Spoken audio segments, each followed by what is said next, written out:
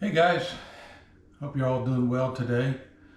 I'm going to continue my series on sourdough. I had a lot of interest on my last video, so I decided to start from the beginning and literally show you the process. And I'm not going to go from the beginning to the end today, but I am going to talk about where we start, and that is a starter. So what in the heck is a starter? So if you have one already done, like I do, this is your starter, which is basically flour and water that is growing yeast and bacteria that you use to add to additional flour and water to make bread. So I want to talk about the process of getting this started. And there's 3 different ways to do this, and we'll get into that today. Anyways, before I get started, as you know, this is part of my series on how to be 60, or what do you do after you're getting ready to leave the workforce, and you're looking for what you're wanting to do the rest of your life. And this is just one of many ideas that I have and things that I do. My series called How to Be 60, I thought about this for a long time, and it's like, I don't really know what I should call this. I didn't want to call this, being retired. I don't like the name of being retired, so I didn't want to call it that. So for right now, I'm starting with How to Be 60. If anybody has some ideas on a better name, I'd love to hear from you about that. So just for a little bit of humor, I got to tell you, last night we were watching a show on the blue zones. My wife and I are very interested in that, and we'll get into that in a different series. But one of the things we took note of during the show is in Sardinia, especially, one of the things that's common in that area, and these folks are living, a lot of them are living to be 9,500 years old, is no matter where they walk, they're walking uphill and downhill. So my wife said, "Yeah, see, that's it right there. It's important to have a house to have steps. So we're making sure that we're continuing to do our exercise." So I said, "Yeah, okay, yeah, I buy that." So, and I was telling her, I take advantage of that. I said, in the mornings, I make sure I do all my walking up the steps, and then when I get tired, then I walk down the steps in the afternoon. And so I just paused and waited to see if she was paying attention to me. She just looked at me and said, "No." So my daughter would call that a dad joke. So anyways, sorry, just had to share that. Anyway, so a couple different ways, 3 different ways that I think of to get a starter. Here's the easiest way. If you have a friend or if you have a family member that's already making sourdough bread, take some of their starter, get a jar, clean jar, and have them pour some of the starter into your jar. Instantly, you've got a starter. That is the simplest way I can think of. Now, you're going to have to feed it, and we'll talk about that in a minute, but you now have a starter, and that's what I consider the easiest way. So another thing you can do is you're going to have to start a starter, or you have to begin with a starter. You can send away for it's wild yeast, and they come in a package, and basically they have all these different types from all around the world where they're collecting these wild yeast, and basically that's kind of what you're doing to form this starter. And so you can buy these packets, and then when you receive it, then you will be adding that to flour and water. So we did that, and it did work, and that is definitely one way to do that. If you don't want to send away and spend the money to do that, here's kind of the local way to do that. What you're going to do is, like we've done in the past with just making bread, we're looking at putting some flour and some water in a bowl and mixing it up and starting it that way. So what I would do, and this is the way I do it, I would take about a cup and put it in a bowl, a half a cup of lukewarm water, and I like to use filtered water. I don't like to use water out of the tap. So I would recommend either buying some bottled water or spring water or something, or I have a filter in the house, so I use the filtered water. So you're going to mix that together, and what you're looking for is a consistency of like a pancake batter, but not quite that runny. So I don't know if I can show you in my starter here, but I'll put it there. And it has kind of that consistency. So if it's too thin, it can be a problem, and if it's too thick, it can be a problem. And I think kind of playing around with that, I think you're going to find your way around with that. So what you're going to do is you're going to mix that flour and water into a bowl, stir it up, and then you need to cover it. And I use this cheesecloth, and basically I double it up. And what you want to do is you want to take this cheesecloth, and I'd kind of double it up, and then I'll take a rubber band and put it around that. And you're going to let it sit for the day. Now, before we go any further, let's talk about temperature. Depending on what climate you live in, makes a huge difference on how much success you're going to have with this. So where I live, it's becoming fall, and our house temperature changes dramatically from summer to winter. In our summer, in my kitchen, I'd say it's somewhere around 75 degrees.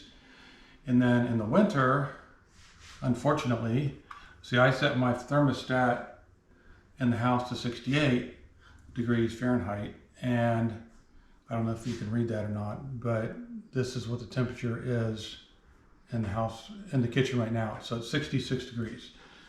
That, in my opinion, could be a problem getting your starter to start working. So before we go into doing that, let me show you what I have to do to compensate going into the winter. So in the summer, if I was doing this, I could cover this, let it set for the day, and put it on the counter. I think I can get this thing to grow, but let me grab something here and I'll show you. Thank you to another YouTuber had shown me how to make a homemade proofing box. So it's literally a styrofoam box with a seed starter, which is basically something that warms up this box,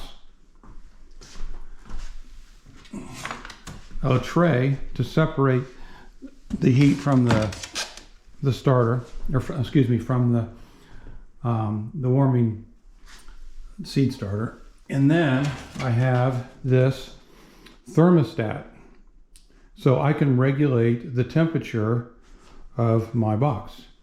And then of course I plug it in, then I take my cord, and I just notched out this here. And once again, I want to thank the YouTuber that showed me this homemade version of this. By no means did I figure this out, but this is awesome. It worked out. It's worked out. I've been using this for a while, and I can get my temperatures wherever I want them. And basically, this is the way I compensate for temperature issues in the winter. Now, if you don't want to do a homemade version of that, you can go on Amazon or wherever you like to shop and buy one of these for a couple $100. I think I have $40 or $50 tied up into this thing, maybe a little bit more, I don't remember. So just wanted to show you that.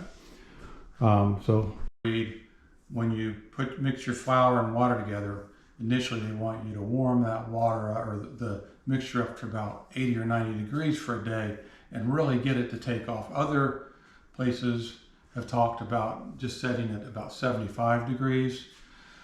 I don't think either way is going to kill your starter, so you may want to experiment with that yourself. I think when I did mine, and it's been a while, I think I did try to set it at a higher temperature for the first day to follow that method, and it did work. So if you're not going to order any yeast online, you don't have to do that. We're going to create our own wild yeast basically where you live. Hopefully, that's the idea. with the flour and with the water. You mix it in there and letting it breathe with this cheesecloth, it is going to collect a certain amount of just wild yeast in the air. Don't know the science behind it, it just works, okay? But it doesn't happen on day one. That's just the beginning. So you start with that. Day two, now this, keep in mind, now we're going to keep this thing in a temperature that it can work. So we're somewhere between 75, 85 degrees. We're going to let that set for a day, bring it back out, stir it. We're going to add some more flour and water. Basically another cup of flour, another half cup of water, and add that in there. Okay, stir it in, cover it up.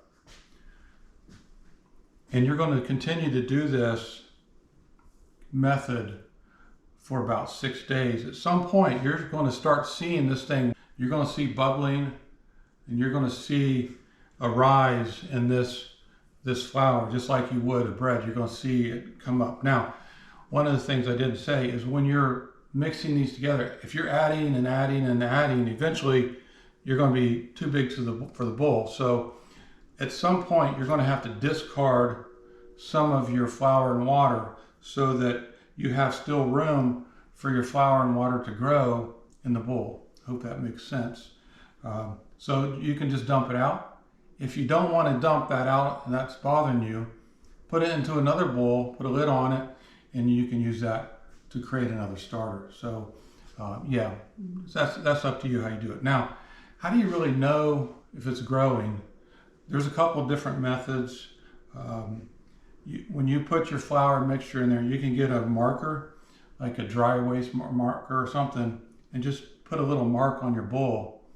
And that way you can kind of get an idea if you're growing. And you really want to see this thing grow a pretty significant amount, you know, a couple inches in this bowl, and then you'll feel like it may be ready to go. Now, along with the growth, what you're going to experience is a smell. And the best way I can describe it is like a yeasty beer odor sour. So that's kind of like this. That's going to be the, you know, the bacteria portion of this that's growing in this, along with this yeast, right? And that's fine. It's fine for you to notice that. What you don't want to experience is an odor that is so bad that it seems like it's gone bad. I have never had that happen to me, but if you feel like you have experienced that, you probably need to, you know, get rid of the starter and start the process over again. But I don't know why that would happen. I'm not a scientist, but just something to keep in mind. So one of the things we noticed is that I think when I started mine initially, it was the wintertime, and I think temperatures were a factor. And it seemed like it took more than a week for my starter to really take off. And then I was like, I don't think this is going to work. And I just kept on doing it, and all of a sudden, boom, it took off. So it finally then took hold. And then I have my starter and still have the starter. So once you have a starter that's ready to go, you need to take it out of this bowl and transfer that into a permanent container. And you can do different things. This is the one I like to use. This is the quart canning jar, and it seems to work out well for me to hold the right amount of starter. And I've been using this for quite some time, and I've used bigger bowls, I've used smaller ones, but this is the one I like. It's the wide mouth version, and I can stir it in there and it works out fine. So I like this one. You can use your own. You can buy a Tupperware with a lid or whatever. But so now you have a starter that should be somewhat ready to go, right? If you're not ready to make bread, what you want to do is basically put the lid on this thing and put it in the refrigerator and store it. Okay. Now, when you're ready to make your bread, what you want to do is pull this thing out of the refrigerator, you probably will need to feed it a little bit. So I would feed it with about a half a cup of flour and water. And just be careful. When you stir it in, you want this consistency to be of like a thick pancake batter. If it's too runny, you will not, at least my experience, it will not work or grow like it should. And I've found if it's a little bit thicker, it does seem to grow. So once you put that in there, if you have a good starter that's working really well, if you put it on a counter or put it in a temperature at least 75 degrees, it will grow. And I've found this to grow even within 2 to 3 hours, and then it's ready to go. Sometimes it will take longer. And here's what I do. I don't know if you noticed the rubber band I have here. So and the reason I have that is, so right now this is my mark for where my flour and water mixture is now. So so I pulled this out of the refrigerator. I'm gonna add my flour and water to this, right? So basically I'm feeding it. Stir that in there. I'm gonna put this on the counter or in my proofing box to get it at, like I said, around 75 degrees. And I wanna get this thing to grow. When this thing is growing and working well, I'm telling you, this will grow most of the way up the jar. And that's how you absolutely know that your starter is working really well. If you're not getting any growth, then you could have a problem. Now, just keep in mind the temperature is a big factor here. So make sure you're keeping it warm enough to let this grow. So yeah, so I hope that helps to give you some basic ideas. One of the things I want to say about this whole process is that this needs to be fun. You know, I've watched a lot of different videos and read books on doing sourdough, and a lot of these guys take this to a science, and that's fine. And you know, especially if you're in a business of doing that, and you know, that's absolutely fine. I want to have enjoyment with this, and so I don't try to be that scientific with it. I try to do things that work, and if it doesn't work, then I experiment with it a little bit. So use your own method. If you prefer to be, you know, one of those exact scientists, follow everything to a T, get your recipe and follow that. I have a tendency not to do it that way, and I've been pretty successful, and my bread has been pretty successful. Now, I have had some failures with bread, and that's fine, and you will too, and don't worry about that. That's part of the learning process. But you know, why even go to the trouble, right? Why not just go to the store and get the bread and be done with it and not mess with all this? Well, there's several reasons that I think. Number one, I think there's health benefits from eating sourdough bread. Some doctors tell you, you know, you don't eat bread, it's not good for you, it's, you know, it raises your sugar level and all that. I'm not going to argue with any doctor about the way they see things, but I will tell you, these folks in the blue zones that are living to be 100, they eat bread, they eat sourdough. I'm not saying they eat tons of it, but they do eat it. And so, you know, in moderation, I guess. But, you know, we want to have, you know, we try to have something that we think is healthy. And we think if we're going to have bread, we want to have what we consider a healthy dose of bread. So that was one of the main reasons. My wife was telling me the other day, as a reminder, she has a problem when she eats bread. It upsets, like store-bought bread, after a while, it gives her stomach problems. And she said that since we've switched to the sourdough bread, she does not have that issue any longer. And so something to keep in mind with that. So yeah, so that's it. I wanted to talk about that today, and I hope this was informative and I didn't go too fast, and that this is something that you can do to have fun with, you know. And I can tell you I do. I like working with the flour, I like working with the dough, I like getting my hands in the dough, and the process, I just enjoy the whole thing. And like I said, I've been doing this for probably a couple of years now, and it's working. So give it a try. If you have some questions, please send me a comment, and I'll do my best to at least tell you my point of view on how I do this.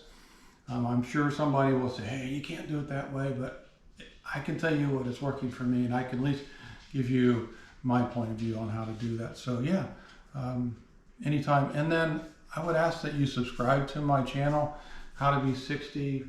I'm getting started with this, and I really want to help the folks that are getting ready to retire, or thinking about retiring, or already retired. And by the way, I just use that word retire as a label, but I don't like it, and I don't really consider myself retired. I did leave the workforce from my job of 30 years in 2018, but I have no interest in retiring, and I like to be busy, and I like to be active. Since 2018, I've flipped 3 houses that I want to talk about in a future episode. I've done some delivery for a CSA farm. I've done some commercial mowing, and I don't stop, and I've got a long list of hobbies that I do. So stay active, please. Find things to do. If you feel like you need to work. If you're okay with not working and you're busy enough, whatever works for you. This is just one of many things that I like to do to keep myself busy. I have many other things that we're going to get into in the future episodes. So please stay tuned, and I appreciate you watching today. Thank you.